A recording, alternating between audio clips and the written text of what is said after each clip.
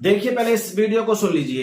ये मैंने पहले ही बोला, ये गवर्नमेंट फेलियर है, इंटेलिजेंस फेलियर है, सिक्योरिटी फेलियर है। यहाँ 7 लाख फौजी हैं जमा कश्मीर में, एक छोटा सा इलाका है, 7 लाख फौजी हैं, वो कहाँ है?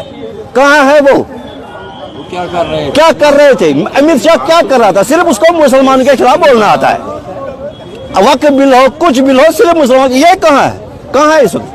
ये कश्मीरियों को बदनाम करने की एक साजिश मुझे लगता है, जैसे छठी सिंहपोरा हुआ वैसा ही है। ये है जम्मू कश्मीर को बदनाम, जैसे छठी सिंहपोरा किया है इन्होंने, वैसा ही है बिल्कुल। कश्मीरियों की इससे पहले भी यहाँ डलगेट में 2 टूरिस्ट बसों पर ग्रेनेड अटैक हुआ था, ऐसे कुछ साल पहले। उसका रिपोर्ट दिखाया, वो किसने किया था, सब पता चल जाएगा आपको। कश्मीरी ऐसा नहीं करता है, न करेगा कभी।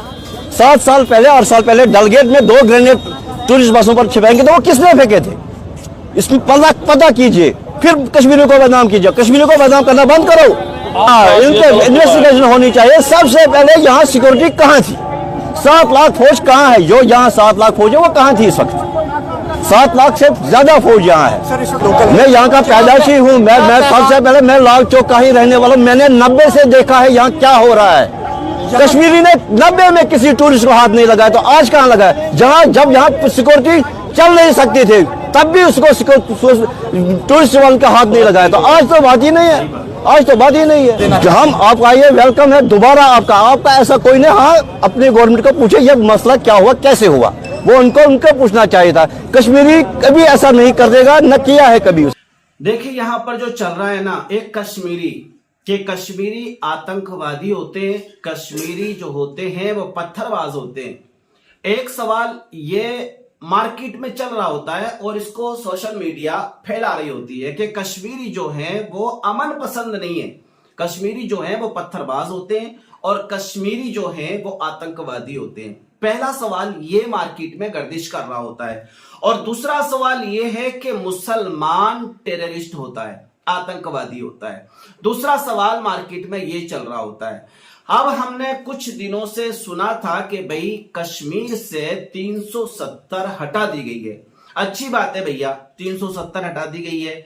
मैं आपको बताऊं कि 370 हटा दी गई ये नारा चला और बाकायदा हटा दी गई, ये लोगों को समझाने की, बताने की, और सोशल मीडिया ने खूब धड़ल्ले से इसका प्रचार किया। अच्छी बात है। हमारे प्राइम मिनिस्टर मोदी जी और हमारे गृह मंत्री अमित शाह ने ये बड़े अच्छे अंदाज में बताने की कोशिश की कि अब हमने आतंकवाद को खत्म कर दिया है, आतंकवाद को हमने घुटनों के बल ला करके रख दिया है। ये गृह मंत्री हमारे अमित शाह का नारा था और हमारे प्राइम मिनिस्टर मोदी जी का नारा था कि अब हमारे हिंदुस्तान की तरफ कोई आंख उठाकर नहीं देखेगा। अब मैं पूछना चाहता हूं, ये जो बंदा बोल रहा है ना कि अभी 2-3 साल पहले जस्ट हमारी 2 बसों पर हमले हुए थे, ये किसने करे थे? कोई उसकी तहकीकात नहीं है। अच्छा, पुलवामा अटैक हुआ, पुलवामा अटैक की आज तक कोई भी तहकीक सामने खुलकर नहीं आई है। ये लोगों के जहन को घुमाने की और हिंदू मुस्लिम करने की बस साजिश है, जो सियासी नेता इस खेल को खेल रहे होते हैं और हिंदू मुस्लिम के वोट का बैलेंस बनाने की कोशिश कर रहे होते हैं। अब मैं आपको बताता हूं, देखिए ये जो कल परसों ये जो गोली चली है, ये टेररिस्ट आतंकवादियों ने गोली चलाई है। इनमें से मरने वालों के जो साथ में थे वो बयान देते हैं कि गोलियां जो आ रही थी वो कहीं दूर से आ रही थी। यानी न्यूज चैनल वालों ने बहुत सारे लोगों से पूछने की कोशिश की है, जो कुछ घायल हैं उनके अस्पताल में जाकर पूछा है कि भाई आपने टेररिस्ट को देखा, आतंकवादियों को देखा, आपने देखा कि कौन गोली चला रहा था? तो उन्होंने बिल्कुल साफ मना किया कि भाई हमने नहीं देखा गोली कौन चला रहा था। अब आप अंदाजा लगाइए, जहां पर जिस एरिया में, जिस इलाके में 5000 लोग हों और 5000 लोगों में अगर 10-5 लोग आकर के गोलियां चलाएंगे, तो मुझे ऐसा लगता था कि पब्लिक कम से कम उनको वहां ढेर कर देती और गिरा देती, और कम से कम लातों घूंसों से भी मारने की कोशिश करती ना, तो उनको जरूर मार देती, ये अगर पब्लिक चाहती तो। क्योंकि 5000 तकरीबन पर्यटक मौजूद थे वहां पर। अब लोगों ने बताया कि भाई गोली आ रही थी, लेकिन ये पता नहीं किस साइड से कहां से आ रही थी, क्योंकि पूरा जंगल का एरिया है। अब यहां पर वहां पे भी एक माहौल बनाने की कोशिश की गई कि देखिए वहां मुसलमान या हिंदू नाम पूछ जानबूझ करके हिंदुओं को मारा गया और मुसलमानों को नहीं मारा गया। अरे मेरे भाइयों, आपको पता है कश्मीर के अंदर पहलगांव में तकरीबन हर साल कश्मीर में जो पर्यटक आते हैं ना, 3.5 करोड़ आते हैं। कश्मीरियों की रोजी रोटी चलती है इससे।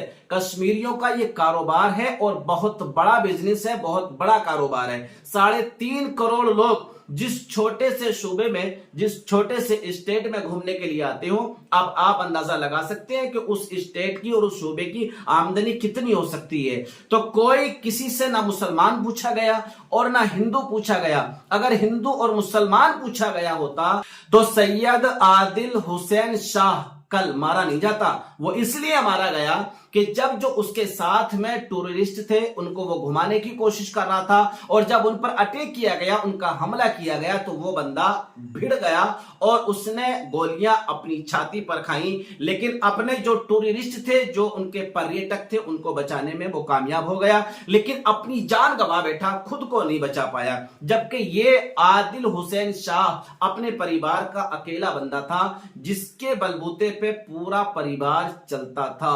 अब आप अंदाजा लगाइए, आपने एक पिक्चर और देखी होगी, एक मुसलमान है और एक हिंदू को अपनी पीठ पर रख करके उन आतंकवादियों की गोलियों से बचाने की कोशिश कर रहा है। यह भी मुसलमान ही था। अब आप अंदाजा लगाइए कि जब सब कुछ सिक्योरिटी इतनी खतरनाक है हिंदुस्तान की, और एक छोटे से खित्ते में 7 लाख तकरीबन आर्मी वाले हैं, अब ये आतंकवादी आ कहां से जाते हैं और आकर गोलियां चला देते हैं, बहुत सारे लोगों को मार भी देते हैं और फिर चले भी जाते हैं। अब मैं यहां पर यह पूछना चाहता हूं कि भाई आपकी सिक्योरिटी कैसी है? आपकी ये जो सारी फोर्स है, आर्मी के जवान हैं, ये क्या कर रहे होते हैं? ये कहां हो रहे होते हैं? आप एक तरफ बोलते हो कि भाई अब परिंदा भी पर नहीं मारेगा, और इतने सारे लोग आ भी जाते हैं, गोलियां भी चला देते हैं, 26-27 को मौत के घाट भी उतार देते हैं, 10-12 को घायल कर देते हैं और चले भी जाते हैं, आपकी पकड़ से बिल्कुल दूर है। तो आपकी कैसी सिक्योरिटी है? आप क्या करना चाह रहे हैं? आप लोगों को क्या बताना चाह रहे हैं? तो देखिए, इसने जो समझाने की कोशिश की है ना कि कश्मीरी और मुसलमान ये सब बंद करो, और तुम नाकाम हो, तुम्हारी सरकार बिल्कुल फेलियर है, बिल्कुल नाकाम है, तुम इस पर पाबंदी नहीं लगा पा रहे हो और आतंकवादियों को मुंह तोड़ जवाब नहीं दे पा रहे हो। सिर्फ आप हिंदू मुस्लिम करने में महारत रखते हो और इसी के बलबूते पर अपना सिक्का चला रहे हो। आप पूरी गद्दी को संभाले हुए हो। तो लिहाजा मामला कुछ और ही है। जो भी होता है, चाहे वो पुलवामा केस हो या ये वाला पहलगांव वाला केस हो या कोई भी 2 गाड़ियों पर पीछे अटैक किया गया कोई भी केस हो, उसकी तहकीक होना चाहिए, उसकी छानबीन होना चाहिए। लेकिन शायद हमारी सरकार इस बात से कासिर है, वो नहीं समझा पाती है कि ये सारे मामले क्यों और कब और कैसे चल रहे हैं। तो शायद वीडियो अगर मेरी आपको समझ में आई हो तो जरूर वीडियो को लाइक करिए, शेयर करिए। अगर चैनल पर पहली बार आए ना तो जरूर सब्सक्राइब कर दीजिएगा।